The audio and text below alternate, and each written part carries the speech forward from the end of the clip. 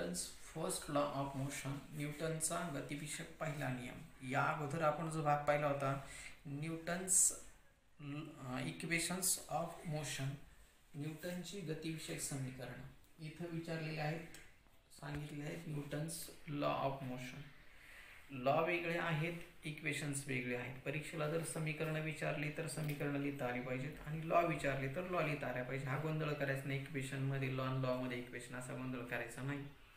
मग आता लॉ जो आहे to explain the first law of Newton's law of motion, न्यूटनचे गतिविषयक जे नियम आहे त्यातला पहिला लॉ स्पष्ट करण्यासाठी वी हॅव टू नो, आपल्याला माहीत असले पाहिजेत 3 मेन कन्सेप्ट्स. आपल्याला 3 संकल्पना माहीत असल्या पाहिजे. त्यातली पहिली संकल्पना जी आहे दॅट इज द इनर्शिया, त्याला जडत्व म्हणतो आपण मराठीमध्ये. दुसरा बॅलन्स्ड फोर्स,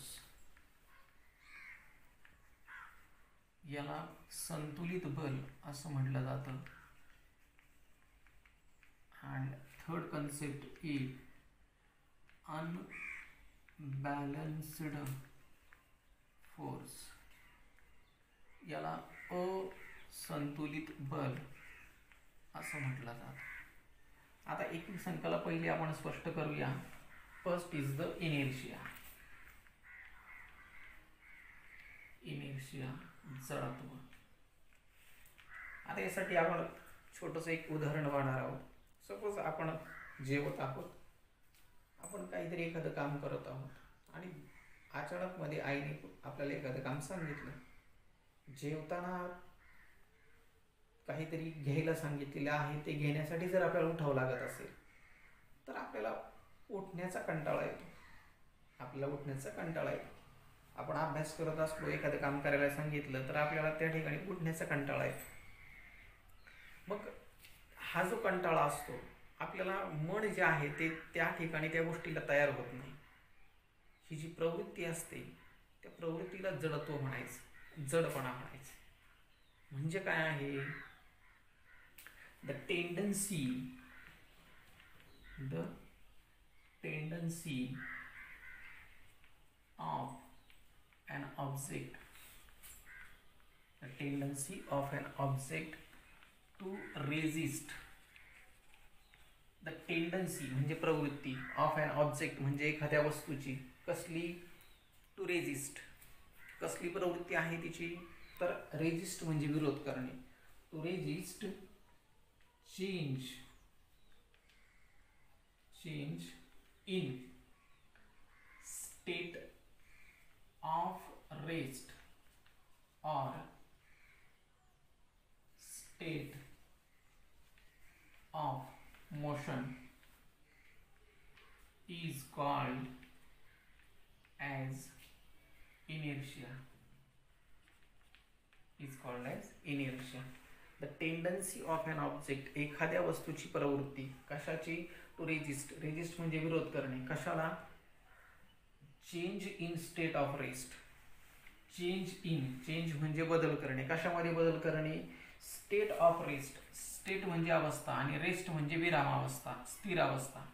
एखाद्या वस्तूची स्थिर अवस्थेमध्ये बदल होण्यास विरोध करण्याची जी प्रवृत्ती आहे ती प्रवृत्ती ऑर स्टेट ऑफ मोशन, किंवा गतिमान असताना तिच्यामध्ये जर बदल करण्याची जी प्रवृत्ती, बदल करण्यास विरोध करण्याची जी प्रवृत्ती असते त्या प्रवृत्तीलाच आपण काय म्हणायचं? तिचा विरोध करायचा आहे. ती जी स्टेट आहे, ती जी अवस्था आहे, कोणती?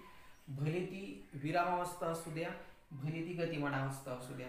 विरामावस्थेतली वस्तू आपल्यामध्ये बदल करायला तयार होत नाही आणि मोशन गतिमान असलेली वस्तू सुद्धा आपल्यामध्ये बदल करायला तयार होत नाही.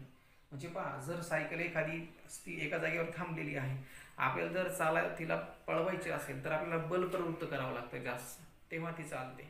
तसंच जेव्हा एखादी सायकल गतिमान तिला थांबवायचं असेल तरी सुद्धा आपल्याला काय करावं लागतं? ब्रेक्स अप्लाय करावे लागतात. आपण ब्रेक्स अप्लाय केले तर लगेच गाडी जागेवर थांबत नाही, थोडी तरी पुढे जाते. तसंच आहे का? मग हा जो बदल आहे, हा बदल करण्यास जो विरोध असतो, एखाद्या वस्तूचा आपली अवस्था बदलण्यास जो विरोध असतो तो तिच्यामधल्या जडत्वामुळे असतो, तिच्यामधल्या जडपणामुळे असतो. That is the inertia. बघ आता इनर्शिया जे आहे दीज आर ऑफ 3 टाइप्स. याचे 3 प्रकार आहेत. आपल्याला 9वीच्या ह्या अभ्यासक्रमामध्ये हे आलेलं नाही, जुन्या अभ्यासक्रमामध्ये त्याचं एक्सप्लेनेशन होतं. फक्त या ठिकाणी मी सांगणार आहे. That is the first is the inertia of rest. Second is inertia of motion, and third one is inertia of direction. म्हणजे हे जे आहे ते विरामावस्थेतील जडत्व, विरामावस्थेतील जडत्व, हे गतिमानावस्थेतील जडत्व, आणि हे दिशेबाबत किंवा दिशेतील जडत्व, असे 3 प्रकार आहेत. आता व्याख्या त्यांच्या वरच्या व्याख्येप्रमाणेच, फक्त शब्द बदलायचे आणि अर्थ फक्त समजून घ्यायचा आहे. Inertia of rest, the tendency of an object to resist change in state of rest. एखाद्या वस्तूची विरामावस्थेमध्ये बदलास विरोध करण्याची जी प्रवृत्ती असते, म्हणजे एखादी वस्तू स्थिर आहे पण ती गतिमान होण्यास काय करते, विरोध करते, त्यालाच म्हणायचं तिच्या रेस्ट मधलं विरामावस्थेतील जडत्व म्हणायचं. म्हणजे फक्त तुम्हाला हा शब्द वापरायचा आहे. दुसरं, आता इनर्शिया ऑफ रेट, विरामावस्थेतील जडत्व म्हणजे काय. उदाहरण तुम्हाला सांगायचं झालं तर एखाद्या एस मध्ये आपण बसलेलो आहोत. आपण बसलेलो असताना सीटवरती बसल्यानंतर गाडी जर अचानक चालू झाली तर आपण मागे फेकलो जातो. त्याचं रिझन काय असतं, गाडी गतिमान होते पण आपण गतिमान होत नाही, आपण विरामावस्थेमध्येच राहतो. म्हणून आपली जागा आहे तीच राहते, गाडी पुढे निघून जाते. याचा अर्थ आपण काय होतो, मागे फेकलं जातो. म्हणजे गाडी पुढे निघून गेलेली, आपण आहे त्याच अवस्थेमध्ये आहे तिथंच राहणार आहे, म्हणजे आपण मागे फेकलो जाणार आहे. That is the inertia of rest. याला विरामावस्थेतील जडत्व असं म्हटलं जातं. Second, inertia of motion. परत same, the tendency of an object to resist change in state of motion. गतिमान अवस्थेमध्ये असणाऱ्या वस्तूचं बदलास विरोध करण्याची जी प्रवृत्ती असते त्या प्रवृत्तीला इनर्शिया ऑफ मोशन असं म्हटलं जातं. गतिमान अवस्थेतील जडत्व असं म्हटलं जातं. फॅन चालू आहे, तुम्ही बटन बंद केलं तर लगेच तो बंद होत नाही, तो थोडा थोडा फिरत फिरत फिरत फिरत हळूहळू गती कमी होते. तसंच एखादी गाडी गतिमान आहे, तुम्ही ब्रेक्स अप्लाय केले, गाडी लगेच थांबत नाही. रेल्वे, कोणत्याही गतिमान वस्तूला तुम्ही ज्यावेळेला काय करता, थांबवण्याचा प्रयत्न करता, त्यावेळेला ती लगेच थांबत नाही. ते तिच्या गतिमान अवस्थेमधलं जडत्व असतं. आपण ज्यावेळेला गाडीमध्ये गाडी चाललेली आहे, एस टी चाललेली आहे, एस टीचा वेग आहे आणि तो वेग आपल्याला प्राप्त झालेला असतो, त्यामुळे आपण एस टीमध्ये चालू एस टीमध्ये आपण स्थिर असतो. पण ज्या वेळेला अचानक ब्रेक्स अप्लाय केले जातात, गाडी थांबते पण आपण मात्र गतिमानात राहतो, त्यामुळे आपण पुढे फेकलं जातो. मगाशी आपण मागे फेकलो जात होतं कारण एस टीचा वेग कमी झाला आहे, पण आपला वेग कमी झालेला नसतो, आपण पुढं फेकलो जातो. That is the inertia of motion. त्याला गतिमान अवस्थेतील जडत्व असं म्हटलं जातं. Next is the inertia of direction. दिशेच्या बाबत असणारं जडत्व. मग इथं the tendency of an object to resist change in direction when the object is in motion. एखादी वस्तू जेव्हा गतिमान असते तेव्हा ती सरळ रेषेमध्ये गतिमान असताना दिशेमध्ये बदल करण्यास विरोध असण्याची प्रवृत्ती, त्यावेळी वस्तू आपल्या दिशेमध्ये बदल करण्यास जो विरोध करणार आहे त्याला इनर्शिया ऑफ डायरेक्शन म्हणजे दिशेबाबतचं जडत्व म्हटलं जातं. एखादी वस्तू गतिमान आहे, सायकल गतिमान आहे, आपल्याला ज्यावेळेला डायरेक्शन चेंज करायचं असते त्यावेळेला बल प्रवृत्त करावं लागतं आणि हँडल फिरवून मग आपण त्या ठिकाणी किंवा एखाद्या गाडीच्या स्टेअरिंगवरती आपण बल प्रवृत्त करतो आणि मग गाडीला त्या ठिकाणी वळवतो. म्हणजे तिची सरळ जाण्याची जी प्रवृत्ती असते त्या प्रवृत्तीमध्ये बदल करायचा जर असेल तर बल प्रवृत्त करायला लागतं, म्हणजे बळजबरीने आपण ती गोष्ट करत असतो आणि म्हणून तिची इच्छा नसते, ती बळजबरीने करत असतो आपण गोष्ट. That is the inertia of direction. त्याला दिशेबाबतचं जडत्व असं म्हटलं जातं. त्यानंतर दुसरी संकल्पना जी आहे that is the balanced force. Balanced force. म्हणजेच संतुलित बल. When two forces acting on an object, when two forces acting on an object, जेव्हा एखाद्या वस्तूवर दोन बल प्रवृत्त कार्य करत असतात, दोन बल एकाच वेळेला कार्य करत असतात, having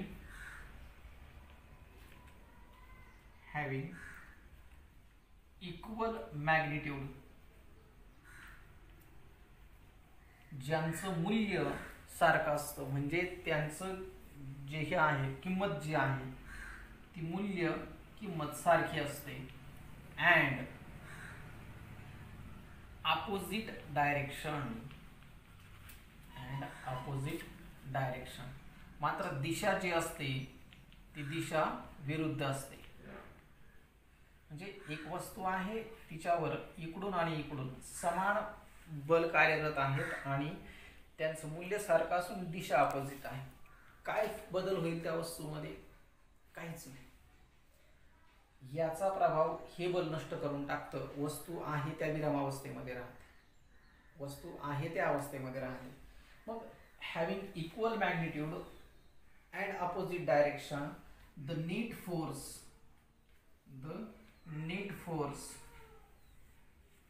acting on that body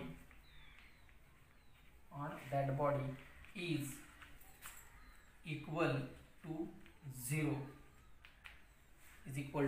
0, so the object remain in its original position. त्यावेळेला ऑब्जेक्ट त्याच्या आहे त्या पोझिशनला राहतो, आहे त्या स्थितीमध्ये राहतो, इन इट्स ओरिजिनल स्टेट, आहे त्या अवस्थेमध्ये राहतो. विरामावस्था असेल तर विरामावस्थेमध्ये, गतिमान अवस्था असेल गतिमान अवस्थेमध्ये राहतो, कारण तिच्यावरती दोन्ही दिशेने काय होत असतं, समान बल प्रवृत्त होत असतं. मग ज्या वेळेला एखाद्या वस्तूवर समान बल प्रवृत्त होत असतं आणि डायरेक्शन त्याची अपोजिट असते, त्यावेळेला तो जो फोर्स असतो त्या फोर्सला बॅलन्स्ड फोर्स असं म्हटलं जातं. The force is called as balance force, त्याला बॅलन्स फोर्स असं म्हटलं जातं. मग नीट व्याख्या पहा. Wien two forces acting on a body having equal magnitude but opposite direction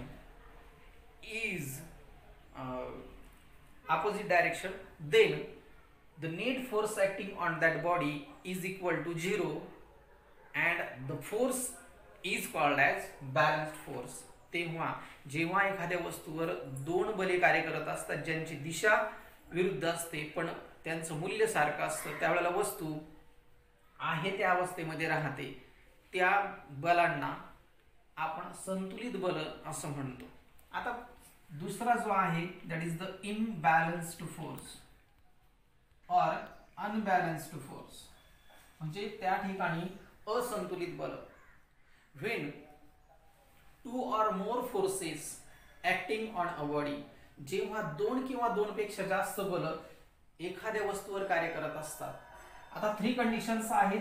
having आता पहिली गोष्ट, त्या वस्तूमध्ये त्यांचं जे मूल्य असतं, having unequal magnitude,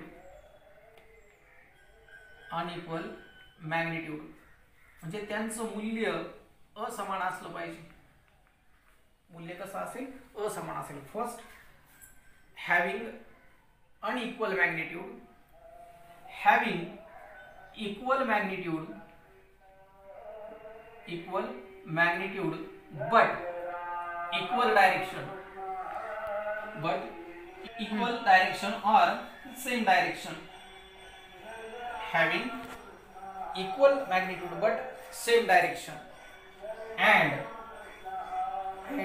if only one force is acting on that body, म्हणजे त्या ठिकाणी फक्त एक जर फोर्स कार्य करत असेल, one force acting on body, म्हणजे एकच बल जर त्या वस्तूवर कार्य करत असेल तर ती वस्तू आपली अवस्था चेंज करते. When only one force is acting on a body और more than two forces acting on a body having unequal magnitude or equal magnitude but same direction, then then the object change the object changes its direction,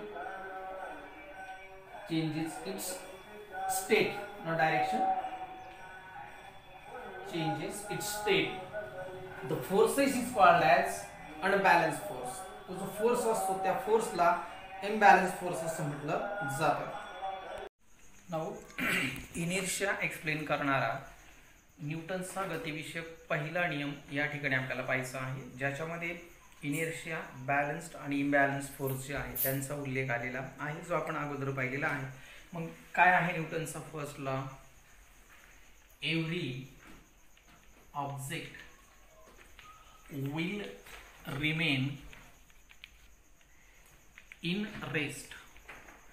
प्रत्येक object वस्तू will remain तशीच राहील, कशी? In rest म्हणजेच विरामावस्थेमध्ये, or in uniform linear motion, म्हणजे एक समान रेषीय गतीमध्ये ती गतिमान राहील.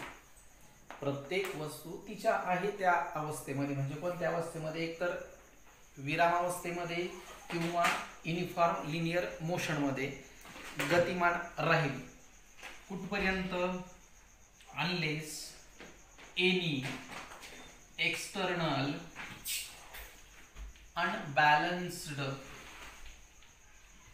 Unbalanced force act on it. जोपर्यंत तिच्यावर एखादं बाह्य असंतुलित बल कार्य करत नाही तोपर्यंत ती आपली अवस्था चेंज करत नाही, आपली अवस्था बदलत नाही. जोपर्यंत एखाद्या वस्तूवर एखादं बाह्य असंतुलित बल कार्य करत नाही तोपर्यंत ती आपली विरामावस्था किंवा जी एक समान रेषीय गतिमान अवस्था जी आहे ती बदलत नाही. म्हणजे मग या ठिकाणी काय सांगता येतं आपल्याला? एखादी वस्तू भले गतिमान आहे, सरळ रेषेमध्ये गतिमान आहे, किंवा एखादी वस्तू विरामावस्थेमध्ये आहे, जोपर्यंत एखादं बल, आता ते कसं असलं पाहिजे? अनबॅलन्स असलं पाहिजे.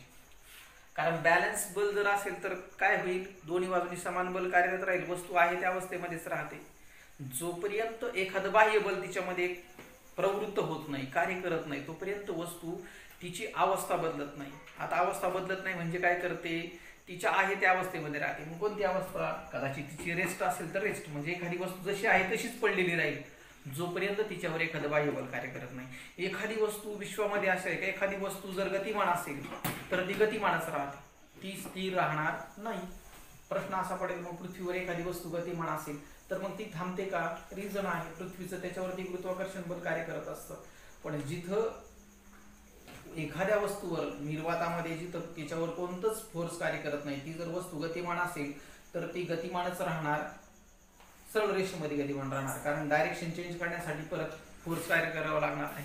म्हणजे ती तिच्या कोणत्या याच्यामध्ये असणार आहे? तर ती युनिफॉर्म लिनियर मोशन मध्येच गतिमान राहील, म्हणजे एकच सरळ रेषेमध्ये गतिमान राहणार आहे, जोपर्यंत तिच्यावर एखादं बाह्य बल कार्य करत नाही. पण ते बल कसं असलं पाहिजे? अनबॅलन्स फोर्स असला पाहिजे, म्हणजे ती वस्तू आहे त्याच अवस्थेमध्ये राहते. याचा अर्थ काय करतो? This law explain the inertia म्हणजे जडत्व आहे म्हणूनच आहे त्या अवस्थेमध्ये राहतं. आपली अवस्था स्वतःहून बदलत नाही, स्वतःहून बदलण्याची प्रवृत्ती वस्तूमध्ये आढळत नाही, त्याला विरोध केला जातो. That is the inertia. So Newton's first law of motion explain the inertia of object. ऑब्जेक्टचा इनर्शिया जो आहे तो एक्सप्लेन करण्याचं काम पहिल्या लॉ मध्ये करण्यात आलेलं आहे. आता याच्यामध्ये अजून एक भाग आपल्याला सांगता येतो, तो म्हणजे दुसरा भाग सांगता येतो का विश्वामध्ये एखादी वस्तू, म्हणजे कोणती पण वस्तू असू द्या, विश्वामधला एखादा ग्रह असू द्या, तो सपोज एखाद्या ताऱ्याभोवती फिरतो आहे, मग तो ताऱ्याभोवती जो फिरतो आहे त्याला ती जी अवस्था प्राप्त झालेली आहे का, सर्क्युलर मोशन मध्ये फिरण्याची जी अवस्था प्राप्त झालेली आहे, ती अवस्था त्याला कधी प्राप्त झालेली आहे? तर त्याच्यावर अनेक बाह्य जे एक्सटर्नल फोर्सेस आहेत ते कार्य करत असतात. पृथ्वीवर एखादा दगड पडलेला आहे, तो त्या विरामावस्थेमध्ये सपोज आहे, मग त्याला ती अवस्था कधी प्राप्त झालेली आहे? त्याच्यावर सगळे फोर्सेस ज्या वेळेला एकाच वेळेला कार्य करत असतात त्यावेळेला there are a number of forces acting on the objects. विश्वामध्ये कोणत्याही वस्तूवर आपल्याला अनेक फोर्सेस जे आहे ते कार्य करताना पाहायला मिळतात. But the state it occupy, त्याला तिची स्टेट प्राप्त झालेली असते. ती स्टेट कधी प्राप्त झालेली असते? सगळ्या फोर्सेस कडनं जो फोर्स अप्लाय केला जातो त्यातून त्याला ती अवस्था प्राप्त झालेली असते. एकाच वेळेला अनेक फोर्स कार्य करत असतात आणि सगळे काय करतात? एकमेकांचा प्रभाव कॅन्सल करतात.